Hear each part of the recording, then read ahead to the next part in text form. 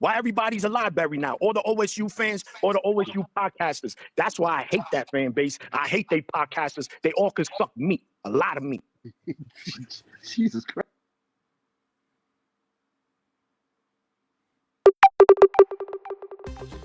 Michigan just had a close call with Northwestern, and we're getting closer and closer to the game, so we got to take a look at how Michigan media is reacting and how they feel about this game and the game in a couple weeks.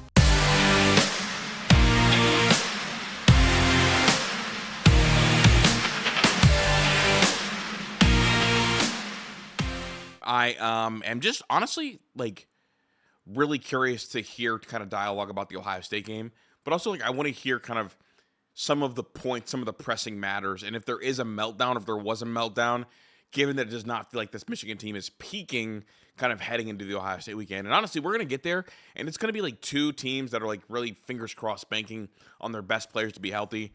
Right now, Jeremiah Smith and Cardinal Tate, there's like concerns about them, which I think are valid, and then also Justice Haynes is going to miss the Ohio State-Michigan game, and Jordan Marshall had the shoulder injury, so we'll kind of see how he recovers. But obviously, like, got to jump over and check on what they got going on with Johnny Olden. Just going to hit the like button. Obviously, bro, I think him and Maniac are gold together, so I jumped ahead a little bit. Haven't watched it yet, but excited to dig into it. This, man.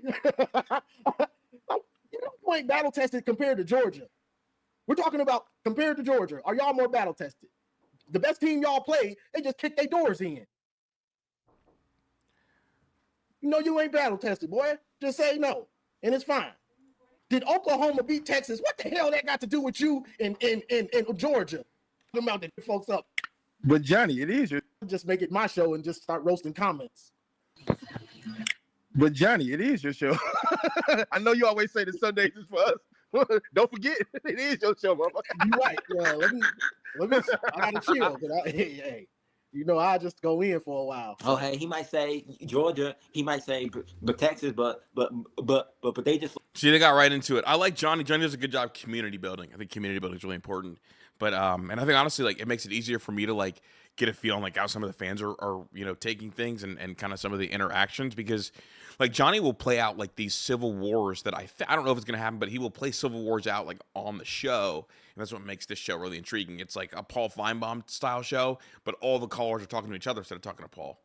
That's my guy right there, Maniac. Though these two, super talented. Lost to Georgia. They not in the playoffs, so they don't count. What up, Hey, y'all? man. What up? To be perfectly like honest, Johnny, Jeremiah anybody Smith can beat got anybody, injured, bro. so Who we're knows? gonna have to deal with him or Yeah. Cardinal Tate. Yeah, Any of given course. Saturday. Yeah, if anyone, bro, of course, Georgia could beat OSU. Now, would I favor did in them? 22. Would I favor them to beat OSU? No. And then that's the problem. OSU fans, bro, they low self-esteem fan, but you gotta kiss the ring. All right, Maniac. Hey, Maniac, here's the thing. Like, everyone on the show is likely going to have to see me because win or loss, I'll be there at least for 20 minutes. Or I hope so. I hope I can get up for at least 20 minutes after Michigan Ohio State that Sunday, because I plan on kind of popping up and chopping it up with them. But we're not sensitive. I don't care. I'm more sensitive in terms of like the Big Ten than I am in the Ohio State thing. But whatever. But I know he's not just talking about me. He's talking about just in general. I'm tired of them always crying for validation, bro. If you good, you good. You don't need validation. That's like saying I'm a gangster, bro. Gangsters don't say they gangsters. Like, why y'all cry all the time? Like, you know what? OSU, no one could beat y'all. Y'all beat everybody by 50. Neutral site in their backyard, in their kitchen, y'all beat everybody by 50. Like, there you go. That's it. Good Sunday, close the show down. That's what they want to hear, bro. It's ridiculous. I never seen a bunch of little grown men cry for validation. Like, bro, we get it. Bro, they've played arguably the weakest schedule. I'm not even playing. Like, their schedule this year has been. Wow. Oh, hold on. weakest Ben the Buckeye? Ben the Buckeye is going up against the Buckeyes? Oh, my. Don't do that. Y'all just had a really close game against Northwestern. There's no room for anybody to be talking about like weak schedules right now. But whatever. I'm here for it. My goodness. I mean, Oh, I don't even know how you could argue it. Like, a serious question. Like, who have they played that's even? Can anyone name the team that they played that's like? Hey guys, while you're here, make sure you continue to like and sub. We are on the way to 4,000 subs. We're likely here actually right now on the way to 5,000 subs. It helps me, it helps Ron, it helps Q, it helps Tyler, it helps the channel. Every like, every comment, every share, it all helps in the algorithm. And also, while you're here, throwing a like on some of the creators that react to this video as well. It does wonders. tackling. No, but you've been high on Ohio State the whole year. Okay, but they were supposed to have. I know. Hold on. The two teams that they brag about that they played is Washington. Hold on, Tim. Go ahead, Wait my till he bad. finish. Wait till he finish, Tim. I was just gonna say the two teams they played are, that they were kind of bragging about at certain points was Texas and Washington. Both those teams are ass. Washington lost to Wisconsin. Calling Texas ass is so disingenuous, and you can tell he watches way too much ESPN. Texas is a good football team because like Georgia's going to claim Texas as a good win. So why shouldn't Ohio State fans claim Texas as a good win? Wisconsin. They lost to Wisconsin. Just think about that. And in Texas, I mean, Texas is just not good. They probably should have like 5 losses right now. Texas. Yeah. No, So I mean, Disingenuous. they played nobody. look, Again, this is a show the Sunday after Michigan needed a game-winning drive to beat Northwestern. They beat a bunch of doctors and dentists and teachers. Come on, man. trolling aside, I'm not. OSU is a good team. I can't take nothing from them. Eye test, yes, they just look better. But the playoffs is we're gonna see what it is. And that's what it is. We could do all these hypotheticals. We could cook their schedule, which is. This is important discourse from a Michigan fan because Michigan proved to us in 2023 that you do not have to play anybody of significant hyper elite during the regular season to then be a really, really good team. Like Michigan had the weakest schedule all the way up through. They beat Ohio State, obviously, but like they were super untested other than the Ohio State game. One game, rivalry game, kind of different kind of feel, and then went on to win the Natty. Like Ohio State is dominating everybody. Michigan is not. Bama is not. Georgia is not. The only team dominating everybody is Ohio State. Is justified. But playoff time come, if they start cooking these teams, then ain't nothing we can say. Because it's going to come to the point where they're going to get punched in the mouth. And we're going to see how they react. And we're going to see. Maybe they don't get punched in the mouth like that. They might just get a little scared and win. We don't know. But we're going to see what it is when it's all said and done. But I've never seen a fan base, bro, like beg for validation like OSU fans. If you don't say, and even if you say something good about them, that's not enough. It's like, yo, bro, okay, so y'all could beat the Kansas City Chiefs, bro. The Chiefs won't beat y'all, nobody. Like that. That's not true, man. You got to chill out. That's how you got to do them. Because it's weird. It's a weird-ass fan base, bro. I'm telling you, not all of them. Now, I'm not saying every single OSU fan. I'm just saying majority, like, yo, y'all cry too much. Cry baby-ass fan base. All right, I got to play devil's advocate, bro. Why they bench Julian Sain the second half then? They put in his backup. Because when Jeremiah Smith had went down the second half, they didn't have Carnell Tate, and he was missing dudes, except for Ennis. Look, I was missing dudes. Yo, I see. Who at the airport? I'm doing Christmas shopping. I'm with my wife. I'm with my pops. He over there. I'm away from them because as soon as they find out on the live, they're gonna be pissed. It's family time. Nah, it's cooking time. I gotta cook a little bit before. Well, you cook during family time. It don't matter. You gotta do it. I see the OSU fan Tyler's in the chat. Make sure you like and sub. My second call to action is going to be quicker, shorter, sweeter. We appreciate you guys. Thanks for 4,000 subs, and we can't wait for 5K. Have that weirdo call up. I'm going to cook his weird ass. Weird looking ass. Chill, bro.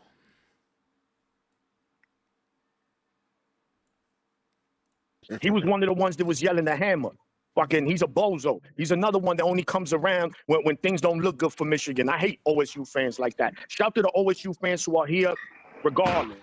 Man, why would we come when y'all look good? We don't care about that shit. That's how fan bases are. We don't care. Like, I'm not gonna come to Michigan pod if like you guys look good. I want to see what it's like when things aren't great.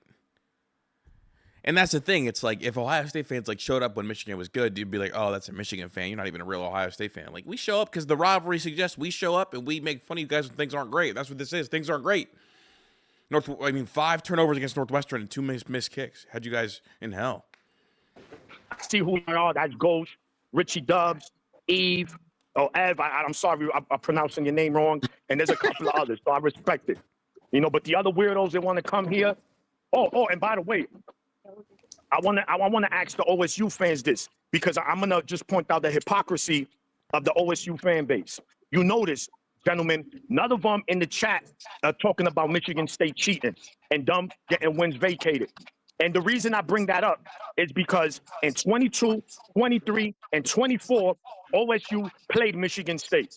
So that means Michigan State jeopardized the safety of the players on the team that they root for, and there's no outcry. Name me one OSU podcast who made it a show. Look at Michigan State. It just tells you she never had nothing to. I did one. I did a Michigan State episode. Thank you, though. But also, like, playing ineligible players is not really a safety thing. And also, I don't think knowing the plays is a real big safety thing. It's just kind of a sub thing that can lead to happening.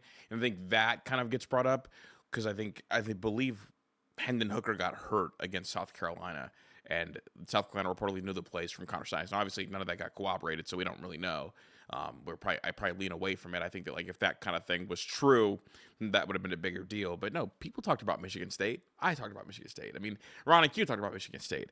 It's funny because, like, what's likely is the case that, like, there's like 3 or 4 podcasts like Maniacs referring to in the Ohio State realm, and the ones that are on the side of, like, let's think and let's talk about them aren't kind of in line with that. So I think that's probably what happened because I talked about it. But I do want to have Maniac on the channel at some point. I think he's wildly entertaining. I think him and Johnny are super entertaining of this group. To do with quote unquote cheating, that had everything to do with it being Michigan. It was because it was Michigan. Because look why Michigan State did play ineligible players. Michigan didn't do that. Yeah, well, that again, like we're talking about a rivalry, like a rival. So why no one's roasting them? Why everybody's a library now? All the OSU fans, all the OSU podcasters. That's why I hate that fan base. I hate they podcasters. They all can suck meat, a lot of meat. Jesus Christ.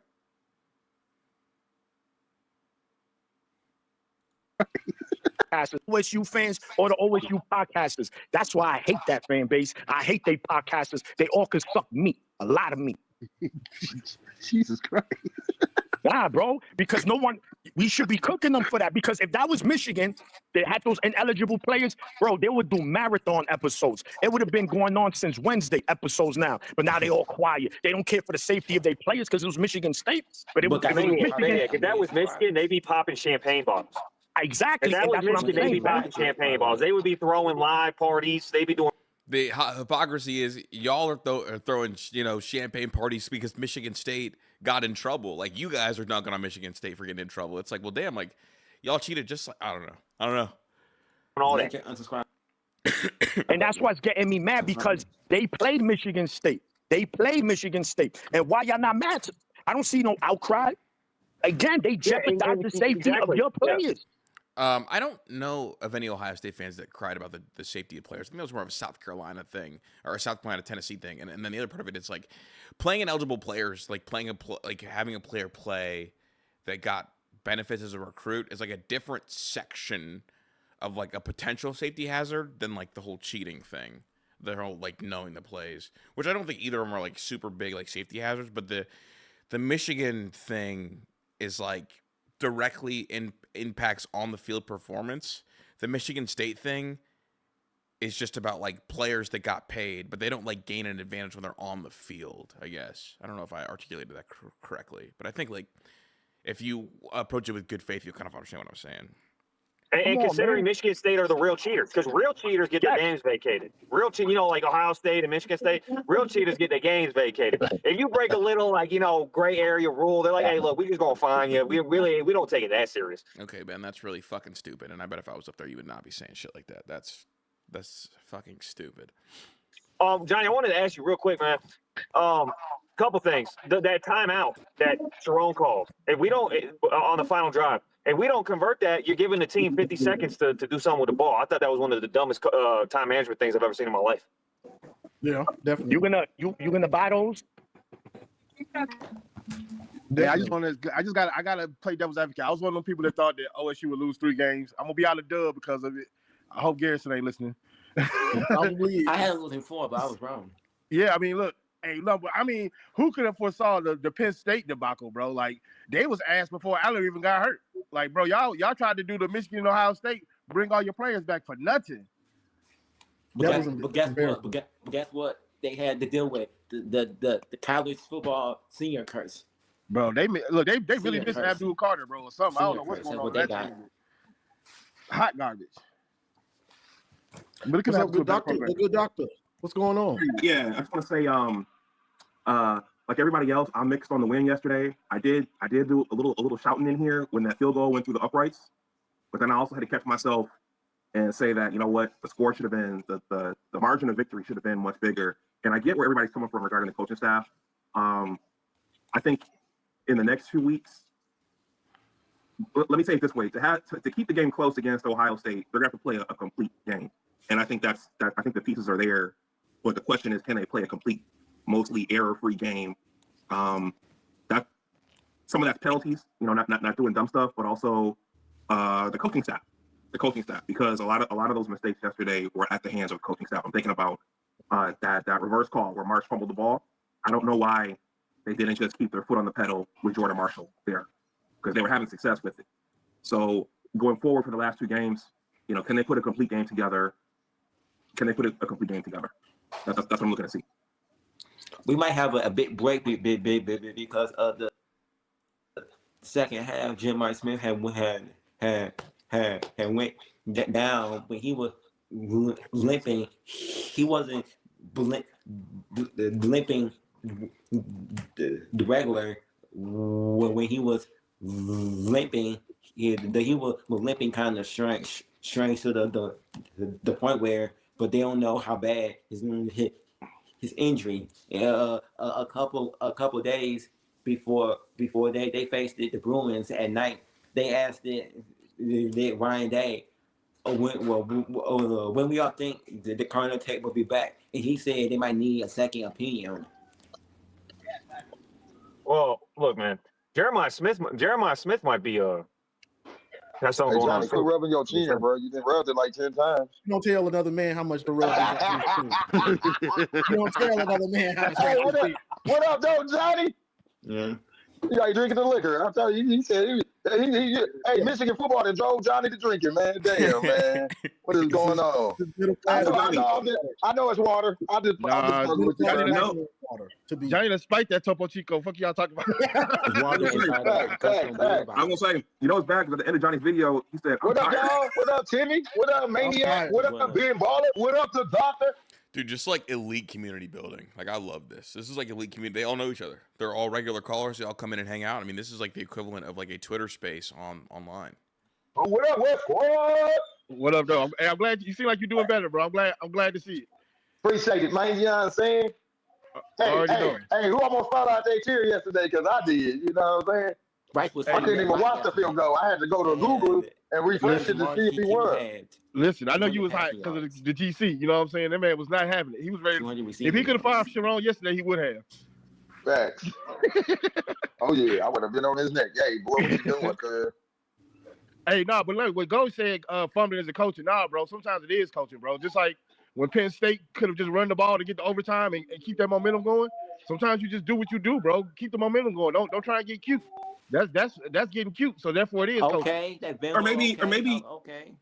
Or maybe just tell Samaj, don't try to get cute. Just go down. Just field the punt. We don't need you to do anything extra. So I ain't even mad about that one because he got back on top of that. But that's another story. But he finally made that decision to get him up out of there. It shouldn't take this long to realize that. But, you know, some people are slow. Bro, I'm afraid of the refs at this point. You can't, bro. How you just going to tell me who got the ball? You ain't even uncovered the pile yet. You just didn't determine who got the ball. Yeah, Samaj did have the ball, but, you know, they weren't going to review it. The replay didn't even get it right. What's the point of having y'all, bro? She said it was Northwestern ball. As soon as one of the Northwestern dudes said they had it, she just okay. Yeah, right. Like you didn't even get over there to look. Like that was bad. Yeah, female referee. Oh no. That's crazy work. Hey, chill. Thunder. Huh? I can remember this and you can remember that. I can remember this and you can remember. Hey, I'm gonna have to get one of them, Mama. I say this to get it, man. I just got it to get it. You feel me? Swagger will be Jack, brother. I'm letting you know right now. I had to get that. That's a debit card? Yeah, it's on Venmo. You can order it. And you can put it on your phone. It's a debit card. Like I got a debit card from my bank, but I can transfer like money over to this. And like if I go to Michigan, I'll just use it there. So that's why I got it. I just kept seeing the commercial. I'm like, man, I got a Venmo. Let me get one right now. You see that? That's dope. Boy, they look like my admission letter. Yeah. Let's stop it. What are we expecting to see? But yeah, man. So look, let's stop it. What are we expecting to see next Saturday, bro? Let's call it like it is. Is Jordan Marshall going to be healthy enough? Who thinks he's going to be ready to go against Maryland? Well, They said that I was about to ask y'all. They said that he's okay to go next week, but we don't know that because Sharon Moore be lying. Bro, for That was real, gonna be my question. Do we all believe what Sharon said No. at the press conference? that's the coach who cried wolf, bro. Like I don't know. I don't know. Lying. During Bro, these, for like, real, That was gonna be my question. during these, like, watching Johnny, I think is the most telling thing. Johnny's obviously like the most plugged in, like, obviously like is obsessed with Michigan football to the point where he kind of catches every little thing. Do we all believe what Sharon said No. at the press conference? That's the coach who cried wolf, bro. Like I don't know. I don't trust him when it comes to injuries at all, bro. Like I'm sorry, we can't. The proof is in the pudding, bro. That man will lie to us. I mean, I know he be. Sometimes you trying to hope against hope, but nah, bro. I don't trust him. Bro, he said Haynes was week to week. Like, Will Johnson was week to week. he said the same thing about Haynes, that he knew damn well Haynes broke his foot. We not. First of all, no one's crying about the refs. OSU fans, y'all the kings of blaming the refs. Clemson, every game, nobody. We said that Y'all just cried about the rest. issue, her in particular, bro. We know that was one of the worst calls ever. The power wasn't even umpiled, and she already gave it to Northwestern. Where Right, you see that at? Come I on, don't man. Y'all understand that, crying ass fan. They the kings of using the refs. The refs. Hey, so what is Ohio State's best win? Nobody. Thank Kakadoodle. you. They beat Kakadoodle State. Grambling. Hey, and then the Grambling band came to the land and showed the other band who was the real band. Hey, and we're being honest, man. Georgia, what Georgia has done schedule wise is way more impressive, bro. I don't And think it's not even a question. It's not even a question. Michigan just had a really close call against Northwestern, and the chat is more concerned about what Ohio State's done with their schedule.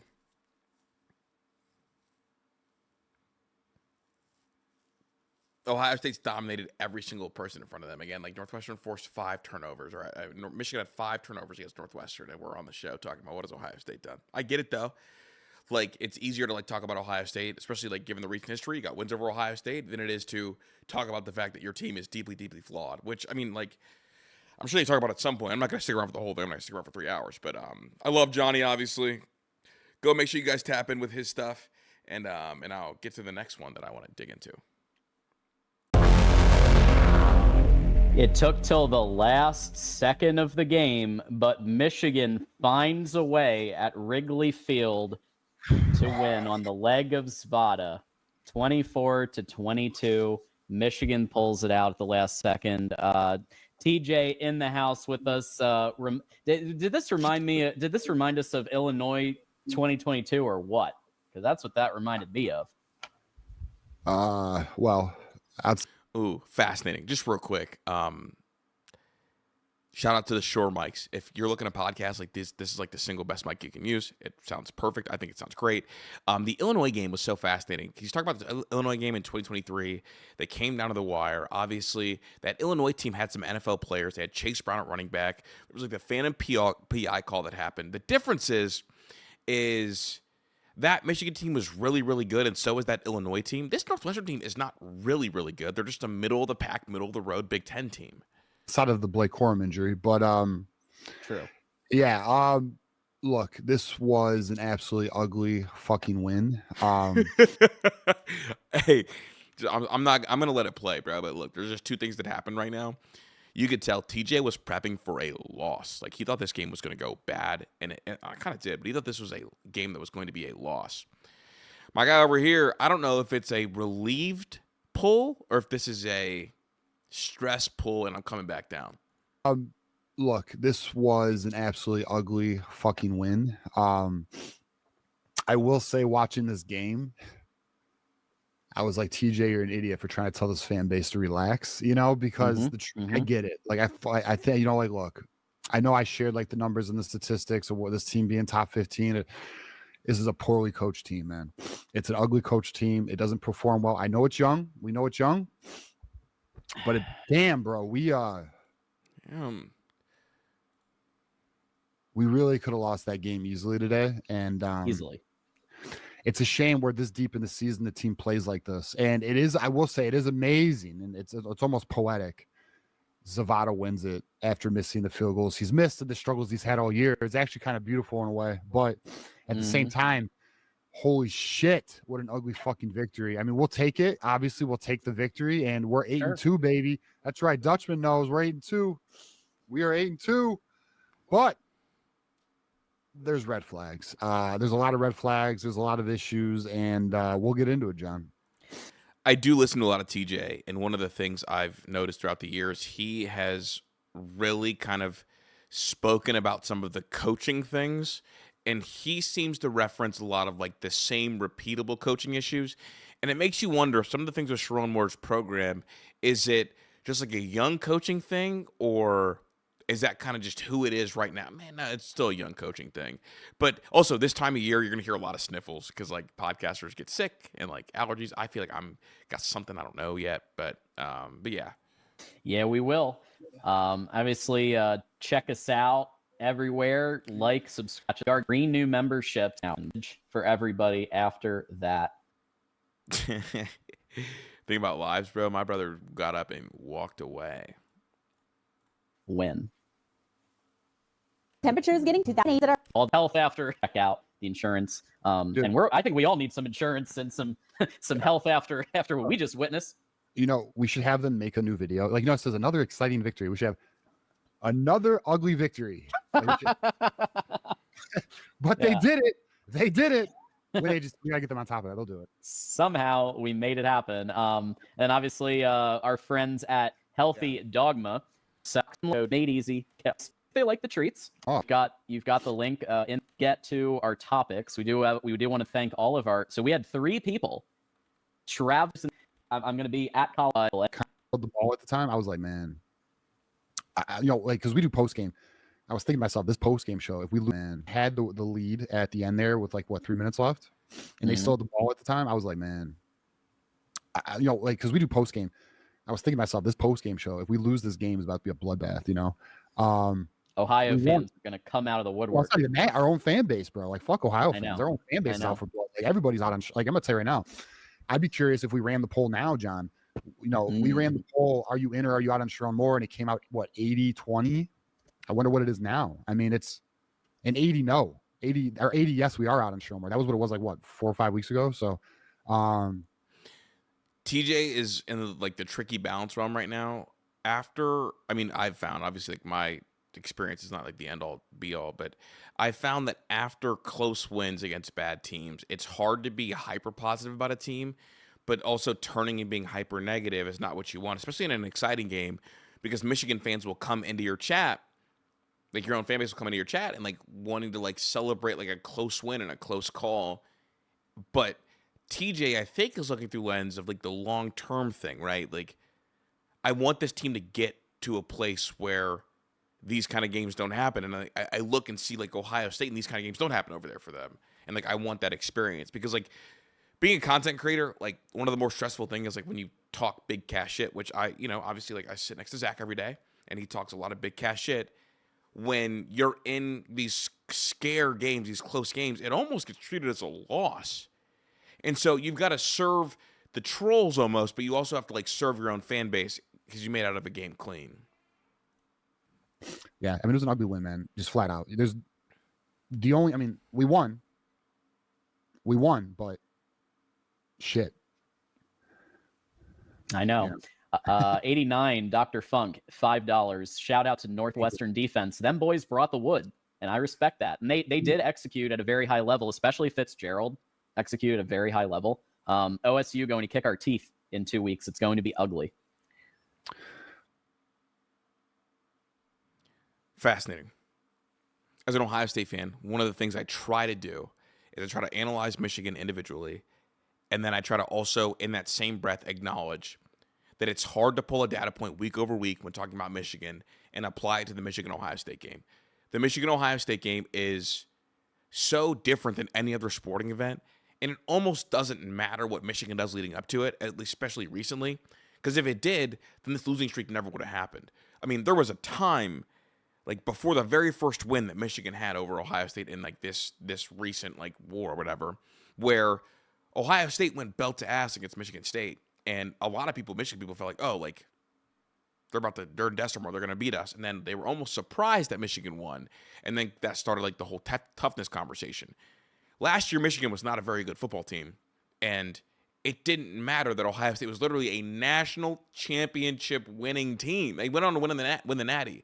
But something about this game, everybody's powers get neutralized, and it just gets crazy close. So using this game as a data point for me is like, okay, I think Michigan's not very good, meaning if they lose to this Michigan team, it'll hurt even more. It doesn't affect how I pick the game, per se, at least on a grandiose level. I'll worry about that game in a week. Yeah, I'm worried about Maryland. Yeah, Maryland to deal with now.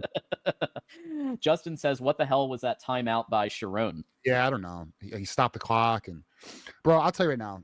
The timeout usage. Well, what about his lack of challenge? On the fucking catch, that was no catch. I mean, the coaching staff is not good. And I know, and then, like, that's what we'll get into it. We didn't even go into it. We're going through super chats already, aren't we? We didn't even really, I guess it's going to now. We'll do that. One more, and then we'll get to our analysis. 89 Dr. Funk, $10. The staff can recruit, but I don't believe they'll be able to attack the portal like other teams in the country because the admin, Michigan will focus on high school talent, and Michigan needs veterans. They do. And we need to attack the portal, especially on There's one wide receiver right now, basically. Andrew Marsh had a career game. Legitimately career game. He's now the number one wide receiver in receiving yards. Marsh is a monster. I don't think there should be that much of a distaste for like wanting the admin wanted to build through high school. I think that's kind of how you build a program year over year. Michigan's going to hit the portal, man. But there is this like weird obsession, just real quick, that people seem to think that Michigan fans seem to think that they're going to be able to pull in a lot of portal talent because of Bryce Underwood, maybe. And I haven't seen these two particularly say it, but it's kind of been more of a Twitter theme. Yeah. But we need more. I don't think they're going to pull in a lot of transfer talent at wide receiver, but I don't think it's going to be because of the admin. I don't think that they're an attractive spot. And here we go. Here's the issue with where Michigan's at. I think these two and maybe other Michigan fans are preparing themselves for like not being able to pull a nice portal class because of the admin, when in reality, the top end guys that are Michigan caliber are going to choose Indiana over Michigan. And that's not because Michigan doesn't want them. That's going to end up being because Michigan understands where they are on the pecking order for the guys that can help their team right away. The really good veterans in Big Ten country are going to go to Indiana. They're not going to go to Michigan. And that's something that I think they got to accept until they get their lick on Indiana. More. Obviously, to have your true freshman be the number one wide receiver by far, you can't convince me that we can't find one or two serviceable wide receivers that have experience in the portal out of everybody. Yeah. All right. Let's go ahead and get to our analysis now, and we'll get to some more super chats in a little bit. But obviously, Michigan 24, Northwestern 22. Kind of starting with the offense. I actually thought the first half and the very beginning of the second half, Michigan clearly did work on Bryce's footwork and the completions, especially in the short game on offense. Things kind of unraveled, but I did notice that things were worked on. Okay. So we're starting the peddling of growth from John. I wonder if TJ is going to... My guess is that TJ is going to blast the coaching staff because he's not seeing growth in areas that impact the game the same way that John is trying to take the approach that glass is half full. I saw it. I thought the line didn't... Look at that, dude. He's not buying it at all. Protect amazingly well. But Bryce was on it in the first half, and Andrew Marsh was on it with more yards in the first half than he's had in a whole game this year. And then things unraveled. With the offense. Andrew fucking Marsh. I mean, bro, like, let's just talk about Andrew. He wasn't listening to anything he said about Bryce Underwood. He was looking something up. Marsh. I mean, yeah, let's do it. What a bright spot. But now, how unfortunate he's our only weapon in the. Like I made a post: Underwood, Marsh, and Marshall. And that's it. That's all this offense has. There's nobody else they can rely on. There's nobody else dependable. There's nobody else you can consistently get a ball to. They literally had a moment in the game, John, where every play was the Marsh. And yeah, bro. But hey, John, I gotta take this call, so I'll be right back, bro. Okay. All right. So yeah, so if we look at the stats here, yeah, John, good pivot. Just going straight for the stats. I need to occupy airtime. I'm usually the 2, not the 1. My co-host in the middle of the live takes a call. How do I pivot out? Let me give a visual element, and we can start talking about stats and what they mean. Because obviously this is a post-game live reaction, so I'm not sure they have a full show written. Probably just bullet points. When I lose my co-host, there's probably 1,000 people in here. How do I fly solo? yeah, as we all at level, if Roman like me, be a cat, you can meet when the bright and his is a good. And I think that that's something we need to factor in. Like, Bryce is a good player, but you can't. He's 18. He just turned 18, and so putting the game in his hands right now, it just looks like he gets in his head a little bit, because in the first half he was throwing lasers, he was finding the right people, he was making good decisions, he was running the ball when he needed to run the ball. And then in the second half, I think there's a mentality shift when he feels like he has to start winning the game for Michigan, where he forces the ball to people, and then you have interceptions. Yeah, I mean, it's interesting because, like, the beginning of the game, he was on. Like, he was the Bryce Underwood as advertised, making depth throws, layering the ball, getting to that second level again.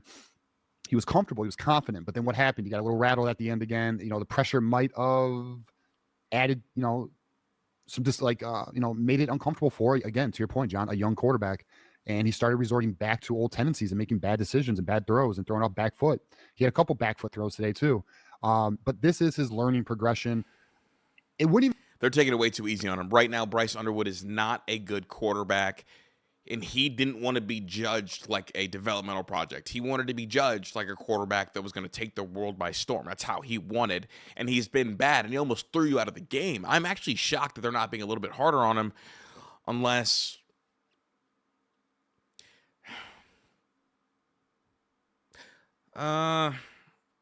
No, I'm not actually. Even be as highlighted. I mean, although, I mean, I guess that's not true. I mean, he had a lot of hype coming into Michigan, so it's not true. But the problem is he is the offense with 2 other people. We have 3 players on offense. Now, granted, let me just say this: the offensive line, there's a lot to be excited there as well. I know they gave up a lot of sacks today, though.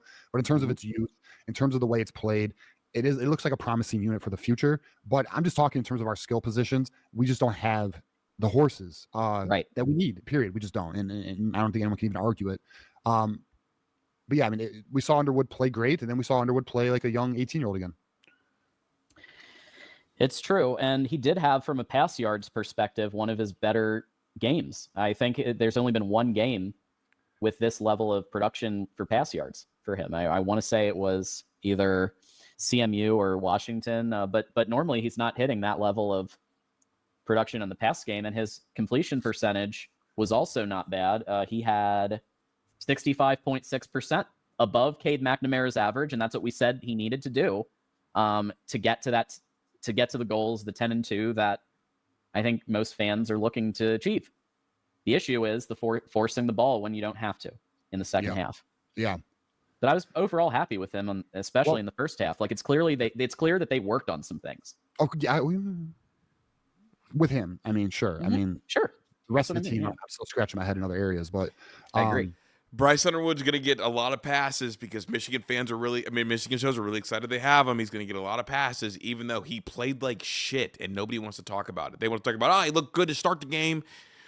He looked good to start the game and then kind of, try to play some hero ball, do the most. And he's allowed to do the most because they don't really have that much on offense, so he's got to make things shake. He played like shit in the second half and almost cost him the game. I mean, look at this, though, John.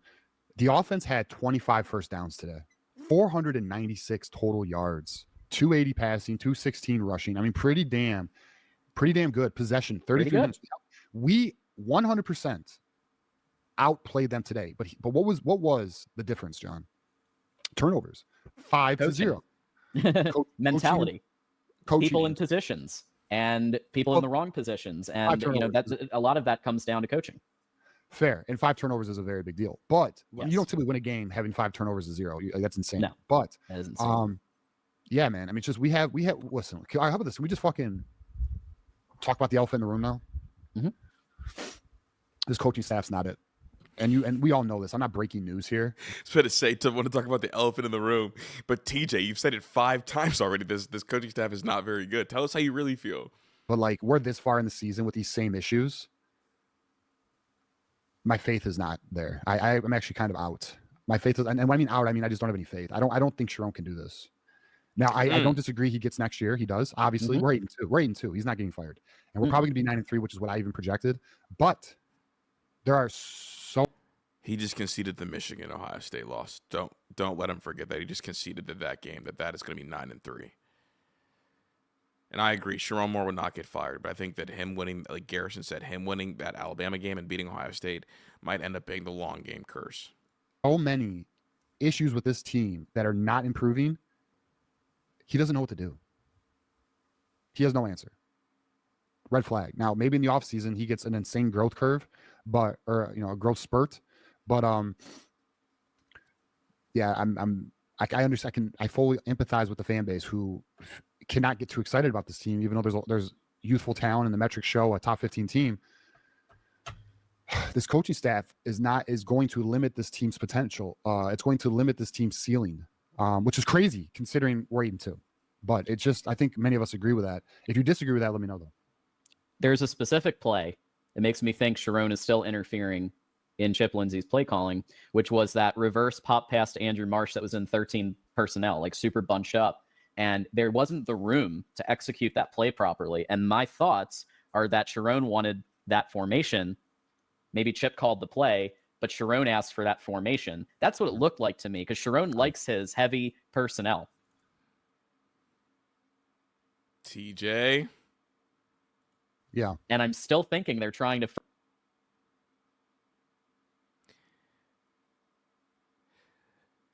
There's this like phenomenon that you see in sports when you're trying to blame one person, that you will then find other things that you'll just pin on being their fault.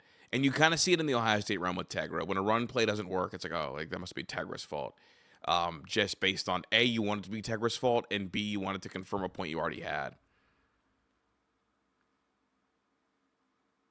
This play, like if the reverse play they're talking about, that play was repped and must have worked in practice to some degree. And they did it in a game and they did not execute it properly. I don't like that being used as a point where Sharon Moore may have interfered because he likes heavy personnel. Because then this is a case where, like, okay, like maybe it's bad play design, but let's find a way to put this on Sharon Moore. I don't know, man. Frankenstein's monster, these two philosophies. And I just don't see that it's, at times, it just doesn't seem like it's gelling to the level it needs to. Yeah. I don't know. You know, I mean, I have no idea what the reality is on that. But whatever it is, figure it out. But it's not even that. It's like, look at defensively. Look at the guys that are off sides. You know, look at the coaching's inability to challenge why does Sharon Moore have the inability? How come Sharon Moore does not challenge a play? Yeah, I was shocked. There were a couple of plays that I thought he could challenge. I'm sorry, John. Go ahead. Yeah. No, I was just saying that I think there are a few plays that I was like, why isn't he challenging, like the catch? Yeah. There's just a few that I'm like, and I literally said it. We had our members only watch party for the whole game. So definitely become a member, because we do things like that all the time and try to come up with new ideas for our members. And I was like, where's the challenge there? Like, bro, why? And luckily they officially reviewed. Otherwise, it was just going to be another play where they just force it through, or they just like force the other team is like trying to huddle or trying to go no huddle and just get the play off the next play. Was that catch challenge some of those? Was that one overturned, or did that one stand? I can't remember. I'll be honest, so much happened in the game. Regardless, like I feel like I don't have a coach who can. I feel like he's asleep at the wheel. His timeout decisions are fucking insane. His challenge is not. It doesn't feel asleep at the wheel for me. It feels like a lot of nerves to like make the right decision. I think that honestly, like right now, you're seeing a lot of like really fantastic Big Ten coaches that are like making good coaching decisions in like big spots throughout the season, like Sig and Dan Lanning, and even Lincoln Riley to a certain degree. Like you're seeing like the coaching victories, and it feels like the coaching is making Michigan kind of fall back to the pack a little bit, paired with the fact that they've got a young quarterback. They've got like the double combo. You've got a quarterback making young mistakes, and then you've got a coach making young coach mistakes, and it's kind of compounding in a lot of close scares. I think that Michigan can't put teams away also, and I don't know if that's like a coach thing or a quarterback thing or what, but they're definitely not putting teams away. They should have put this Northwestern team away, period, point blank. Not challenging is fucking insane. Yeah, they don't know what they're doing. It's not good. Like that's bad. That's bad because well, I'll tell you this though. I mean, look, I know this sucks to say what I'm going to say. Next year is going to be his year. I mean, it's a tough schedule. This offseason is incredibly critical in terms of being aggressive to put talent around Bryce. If anyone's noticed with recruiting, it's kind of chilled out and they're kind of filling the rest of the roster with like late senior risers and developmental guys. Well, the word is they're going to attack the portal. That's the word. But all I'm going to say is we'll see, because we've heard that 2 years in a row. And now, granted, we had a couple good ads like Justice Haynes and co. But you better fucking get some weapons and some dogs on defense. But we'll find out. We'll get to that as the season progresses. We get to the portal, but I have my concerns. I think a lot. Like even though we are 8-2, it doesn't feel good. Right. I don't feel like. This is how I felt watching Common Core like in 2023. Yeah, 2023. It's like we were winning games, but like every game felt like everything was so difficult. It just did not feel good. Like I didn't like that year because it like we were winning, but it wasn't fun or good to watch. And every game felt like more of a headache than it was. Every offensive possession felt like such a headache. Kind of takes the fun out of it. Like it's sometimes it's not enjoyable to watch a team operate like that. I don't like. Does anyone honestly feel like a playoff team? No one feels like a playoff team. Yeah, everybody I think deep down knows this is a 9-3. Something's off. Everyone deep down knows something's off. That's what everybody knows. Like we're 8-2, that's good. There is talent, that's good. There's young talent, that's good. But this team is so sloppy and so unprepared and making these crazy decisions, like these timeouts to stop a clock that's running that you want to run, but you're stopping. Makes no sense. I don't know. I'm not trying to like, what I don't want to do is I don't want to like bum nobody out. I'm just like, I'm working through this like the rest of you guys, This is the face of like being really worried about the rest of the year, man. Like he's concerned that the Michigan-Ohio State game could get ugly. I don't think it will be, but I am curious. Maybe Michigan beats Northwestern 24-22 in what was a bit. This video is titled "How Should Michigan Fans Feel After a Close Win versus Northwestern?" It's Joe Klatt. A classic. Our memorable moment. Let's take a trip down memory lane real quick. Presented by Graduate by Hilton. Nostalgic stays in your favorite college. Like these timeouts to stop a clock that's running that you want. Michigan beats Northwestern 20 trip down. I thought it was an amazing day at Wrigley Field. I really did. So just a quick trip down memory lane. I will just tell you, I have only been to one game, a Cubs game at Wrigley Field. So it was still kind of a new experience. Okay, we're going to hear about Joe Klatt's baseball. That's sick. Like that. Got a good swing. That experience. That was awesome. The game then was phenomenal. I thought that environment was electric. Now, obviously, there was a lot of Michigan fans there, so it was loud most of the game. I thought that the actual game itself was tremendous. The shadows are in different angles than you normally see on a football field, because most football fields, almost every football field in America, runs north and south and not east and west, so that the sun goes from one sideline to the other sideline rather than from end zone to end zone. Listen, I get it. AT&T Stadium is not that way, but that's a dome. Most regular stadiums go north and south. Well, that's not how it was situated for Wrigley Field. So you got some opportunities that were missed because the ball is in the sun. Griffin Wilde lost the ball in the sun. Anyways, it was a really cool experience. And I thought, it was fantastic. And Gus and I very much enjoyed it. Jenny enjoyed it. She did a hit from the... I wonder if Joe Klatt is going to take the position that like Michigan fans should feel really good about this game, because they put out a close game in conditions that weren't ideal, and the freshmen showed growth for a game-winning drive. I wonder if that's going to be the stance, or if they're going to be really honest that this Michigan team that has shown week over week over week that they are very deeply flawed. The bleachers and the scoreboard, and we tried to really lean in, and it was a very cool day. Now we get to the game. Michigan survives after losing the turnover margin by 5. By the way, they also missed 2 field goals. Now, can we just say, I immediately, I'm thinking to myself, have I ever called a game where a team lost the turnover battle by 5 and won? So they were a -5 and 1, and no, that's never happened. So this is the first time that I've ever seen it live, period. Then I was reminded, hey, they also missed 2 field goals. And I was like, oh my gosh, no way. Well, has that ever happened in college football? And here's what I can tell you.